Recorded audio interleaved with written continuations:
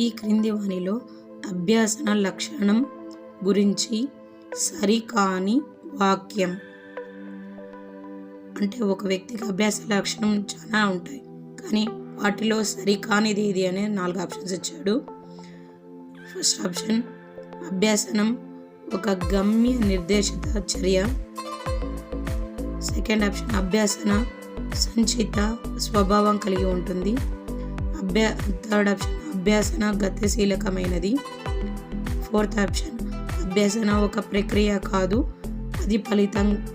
అది ఒక ఫలితం కూడా కాదు. ఫలితం అంటే ఫోర్త్ ఆప్షన్ సరికానిది. అభ్యాసన లక్షణం గురించి సరికానిది అంటే ఒక ప్రక్రియ అయితే కాదు, అభ్యాసన ఫలితం కూడా కాదు. So please like and share, subscribe more videos. Fourth option is correct.